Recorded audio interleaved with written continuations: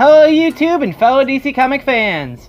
I'm Kelly One Shot, and this is the Post-Crisis Podcast. And today, we will be covering Heroes in Crisis number 9 from DC Comics, written by Tom King, with artwork by Clayman, and colors by Tamu Mori.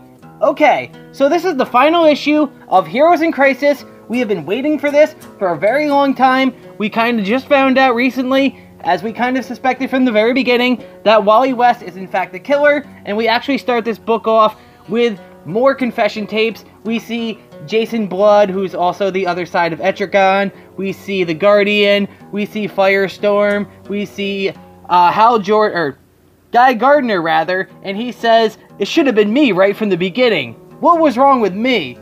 And then Black Lightning's there as well, and he says, "I'm not from where they're from, and yet they all expect me to be like them.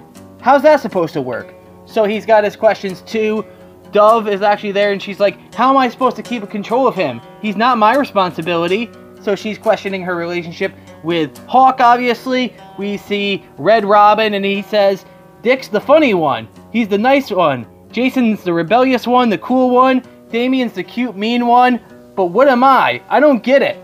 So he's kind of questioning himself there, which is a little weird, but whatever, because if those are all what the other Robins are, dude, you're the best. Tim Drake is the best Robin. He had the best, career as Robin, even though I love Dick Grayson, and I think he, created the mantle and what it stood for, but as far as fulfilling the role, Tim Drake is Robin, straight up. And that's why, even as Red Robin, he's still just Robin. So either way, we then actually go back to this moment, which is in the present, where we see the two different Wally West, the one who's 5 days older, talking to his younger self, who just killed everybody, essentially, and ran to the future to meet himself 5 years down the line. So they talk about the flower that was planted in Gotham River, that he needs to find it and plant it, because that's how they're going to bring Poison Ivy back, to kind of fix some of the things there. And they start talking about it, and then the younger Wally is going to kill his older self, completing this loop of planting the body back in the past to frame either Harley or Booster, and then so he can just kind of get away with it. But eventually he gets caught in this loop where he just dies. So then actually, as this is about to happen and Wally's going to kill himself, boom, ship crash lands instead, and it's actually Blue Beetle, it is Booster Gold, Harley Quinn, and Batgirl, and they are here to save the day, to stop Wally from killing himself, and to try to change things or whatever. We actually then see more confession tapes from people like Frankenstein and June Robbins, Vixen. We see actually Nightwing, where he says similar things to Tim Drake says, where he says Jason is the cool one, the rebellious one, Tim is the dark, smart one, Damian is the cute and dangerous one. Everyone knows, but what the hell am I? Dude, you are Dick Grayson. You are the best. You are ultimately going to be better than Batman because he trained you at a younger age, and you don't have any of the same hang-ups that he has. And this also showed us that he stops being Rick Grayson because that's stupid. How about that? I said it. Whatever. We actually see Blue Beetle here as well. That's really cool. I like him there. Jaime Reyes is my dude,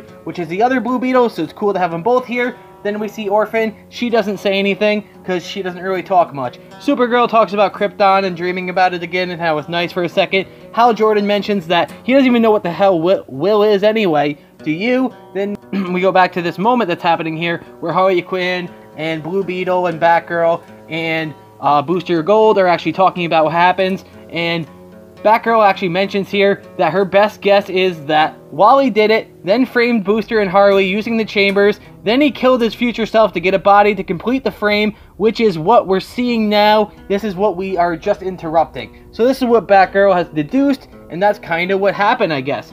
But then we kind of learn things out here, because now Harley sees that Poison Ivy has been reborn, and that her seed was planted, and it took 5 days, and she merged with the green of the earth, and it reshaped her and helped her, and she's better and reborn. She's been regrown. So Harley and Poison Ivy have this moment together, so that's cool. We then go to more Sanctuary confession tapes, where we actually see Jason Todd, and he goes, "Dick's the funny one, the nice one, Tim's the smart, loyal one, Damian's the obnoxious little one, so what the hell am I?" So they're kind of playing it on all this book, where all the different Robins are like, oh, they're this, they're that, but what am I?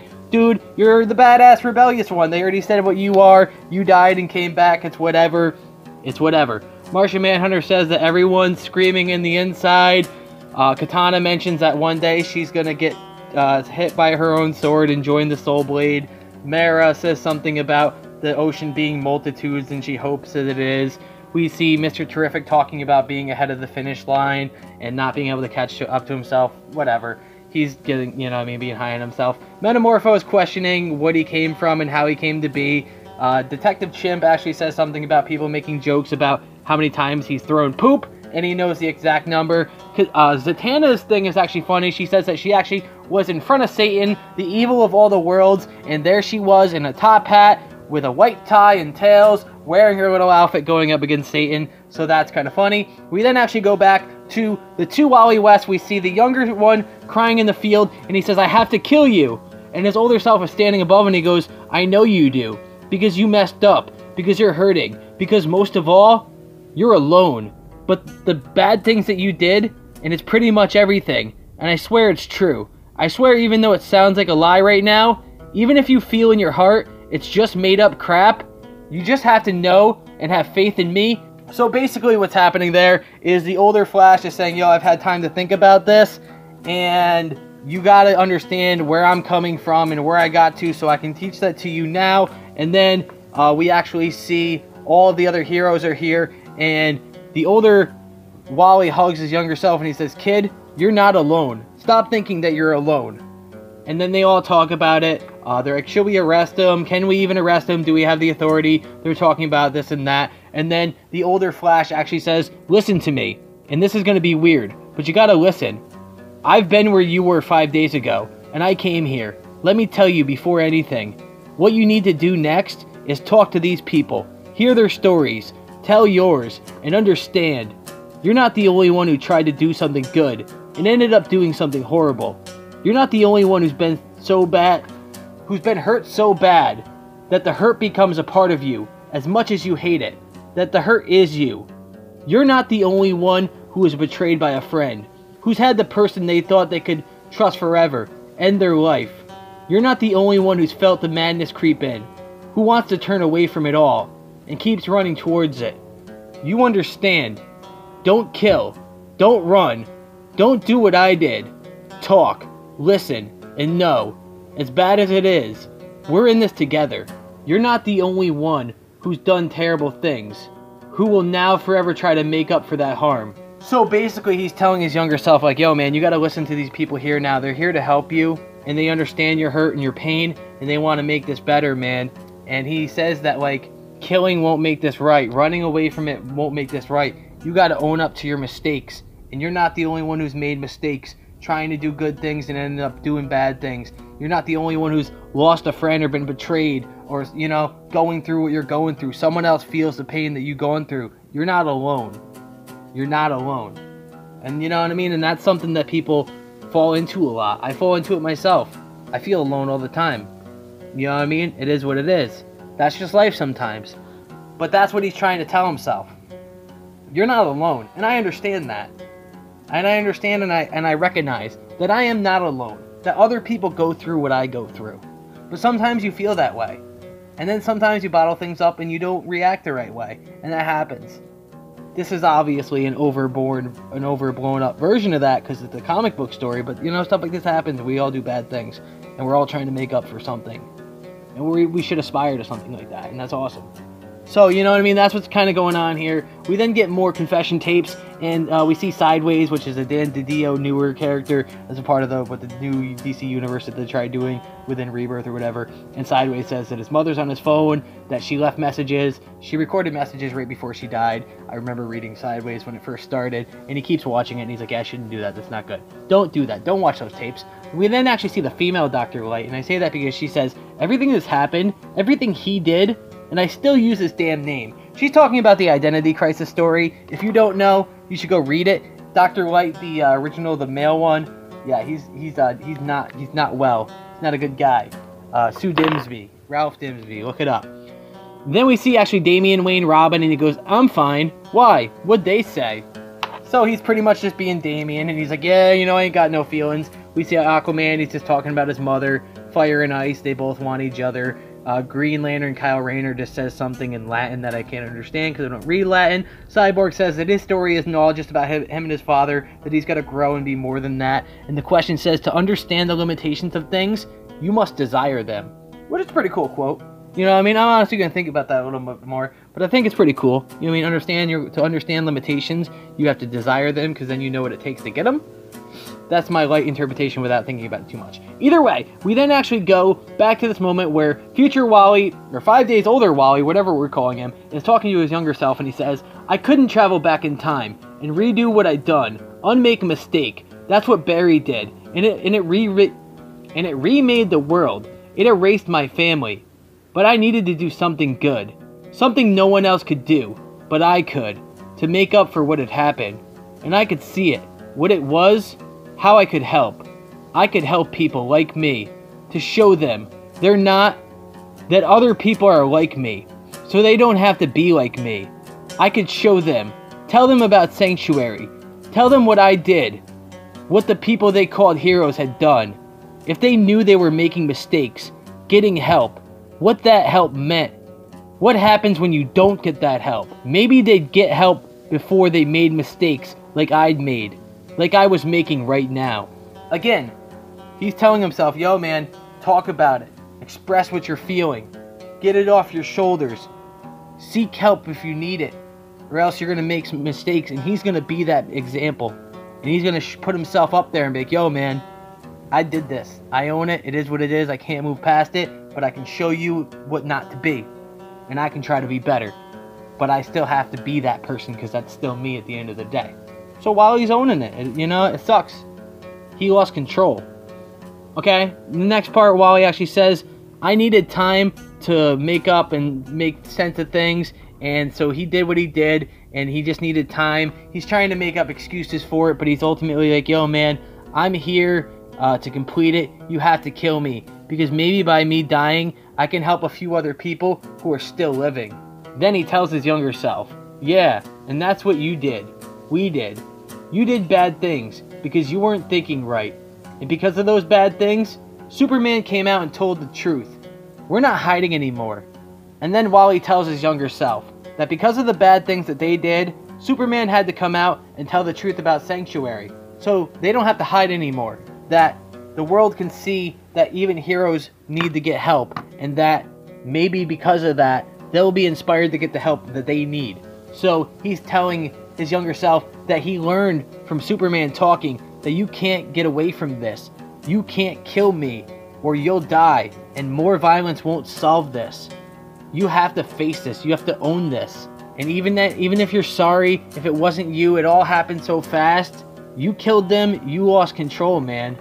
Then we actually kind of see all the other characters are talking about, like, yo, what does this mean? Is he off the hook? Do we let him go? You know, he kind of just lost control. He was a hero who had a crisis, and he lost control, but he also tried to fix it by leaking these secrets about Sanctuary to try to make up for it, so that way normal people can maybe get help, because they see the pain that heroes go through and the help that they're trying to get.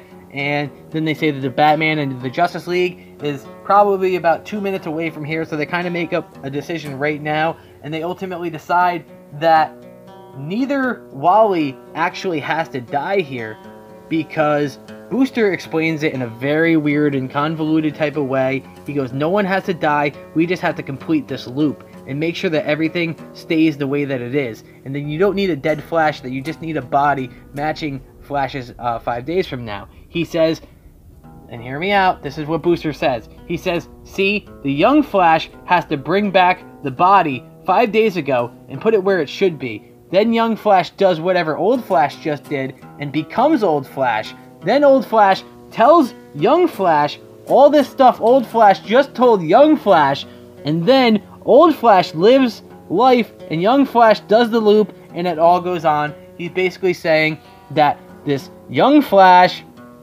goes into the future, grabs the body, brings it back, a speed clone from the 25th century, that's how they're explaining it, grabs that body, brings it back in time, puts it there, runs 5 days into the future. He's just going to keep completing the loop, and then old Flash, who's the one who actually spends 5 days waiting there, eventually gets to live on and get past the loop with us. It's weird. So neither of them die, but only the one who becomes the older one actually is the one who lives, which makes sense because he would be time appropriate for us. And they get it from a speed clone from the 25th century. Again, they say that even that's stupid, it's whatever. But the young Flash goes, you know, shouldn't I have to sacrifice myself here to show that I'm a hero? Or, you know, because he wants to be a hero. And then Booster's like, nah, man, you know, we're all here for each other. We're brothers and sisters. We all live this absurd life. And we're all family. And sometimes we do bad things. And then he reaches his fist out to Flash and he goes, bros before heroes. And then younger Flash goes, bros before heroes. And they fist bump. And then Harley kind of says, you know what I mean? Before the Justice League shows up here, I want to say something to Flash. She smiles, hugs him, tells him that she's lost control and she's done evil things and not so great things and that people got hurt and that she wants to hear it from her heart. And then she actually, instead of saying the sweet thing, she does the typical Harley thing. You know, you framed, you killed people, you killed my girl, fuck you, kicks him in the nuts, knocks him on the ground. She goes, oh yeah, that's right, what happens? That's what happens. And so he's on there in pain. We actually then go to more Sanctuary tapes of Beast Boy, of Jessica Cruz, of Adam Strange. Adam Strange says he's a man of two worlds, which means he belongs everywhere, which means he actually belongs nowhere. And I can totally feel that as a transgender person. Sometimes you feel like you don't belong anywhere because you're like kind of in between two genders, especially when you're transitioning and you're not like fully in your new gender yet. But either way, Beast Boy says that even now he still misses Tara. Red Tornado actually says something neat that's a reference to Tom King's work on Vision, because as you know, Red Tornado and Vision are both androids and they're very similar and comparative to one another. Red Tornado says that he's considering building a family and he thinks that it'll both be interesting and productive, and he anticipates few obstacles, which probably because he can't anticipate what it's like to have a family, because that's a part of Tom King's Vision series. Or Spoiler then says, oh, did they talk about me? I bet they didn't talk about me. Everybody forgets. Catwoman's there. She just says meow because she never says anything. Captain Atom then says, now that you've reopened, are you sure? Is this safe? We see Raven say that her father loves her. We actually see the Spectre, which is pretty cool, but he's in his Jim Corrigan mode, and he goes that he asked our Lord, our God, why we suffer, and he didn't answer, because he couldn't speak through the tears. Wally then talks here, and he says that they brought me back. They said I was hope, I was rebirth, but I had lost my kids. I lost Linda. I lost my family. They're all gone. And he says, I couldn't be what I thought they wanted me to be. I thought I was gone too. But hope isn't denying who you are, or what you've been through, what you lost. Hope is knowing what you carry with you, how heavy the load is, how easy it'd be to stay still, to do nothing, to yield to the weight and fall to the mud. And yet despite that burden, or maybe because of it, you're still running. And then actually in here, we see that Wally does in fact face Superman, Flash, Wonder Woman, and Batman. He owns up to everything, and he ultimately is handcuffed, and he's put into prison. Harley and Poison Ivy get to go out and do their thing. Booster and Blue Beetle get to bro out and have their bro night, and ultimately Wally is locked in a prison cell, and that's kind of the end of the series, which I feel a little indifferent about. I think it didn't end the best necessarily. I think other people are going to feel the same. I think that they kind of like explain their way out of things at the end. I get the overall message that everybody needs help, and I really appreciate that, because it is a good and powerful message overall. I think the way that we got there was a little weird.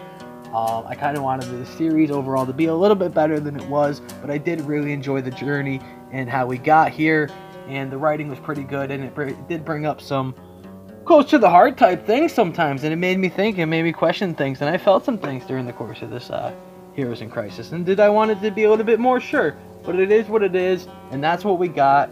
I do like Tom King as a writer, and I do think that creative expression should always be allowed to exist, and you should always see a story out to the end. And I'm glad that we got here together, especially if you've been following my Heroes in Crisis series in general on both the YouTube and my written on comicbookcorpse.com, as well as these videos, which are my Explore and Explain post-crisis podcast, which you can find on my YouTube channel, and you can also find on comicbooklegion.com as well, because I'm all about bringing people together. I work with several people, and I work with myself as well, and I like to do things and be creative with these projects, and I enjoy making these videos and writing these reviews as well, because we're all comic nerds, right? We're all having fun here. I really like the series. I enjoyed it. You might know about Tom King and the Batman situation, how he's getting removed off of Batman after Batman 85. That has nothing to do with this story, but he's also getting to write a Batman and Catwoman story, which is going to be 12 issues with Clayman, who is the artist of this series as well for the most part. I love Clayman's art, so it's going to be 12 issues. It's 8 issues less than Tom King was going to get ultimately, but I hope he can conclude his Batman story, because I did follow that pretty thoroughly, and I have been really enjoying it, and I've been really digging deep into the lore, more than I should be, but I enjoy that. I love that stuff. I love continuity. This is great. This is comics. Read this series, enjoy it, think of it as you will. I'm Kelly One Shot. Thank you for listening if you made it this far. I do truly appreciate it. If you need help, if you're going through something, go out and ask people. Reach out. Sometimes not everybody's going to be that hand that you need. Not everybody's going to be your lightning rod. Not to be corny, but, you know, just keep reaching out. And keep reaching out, because eventually you're going to find help. And you know what? You might even find out that you're your own lightning rod and that you can do this. So believe in yourself. And have a great day. I'm Kelly One Shot. Goodbye!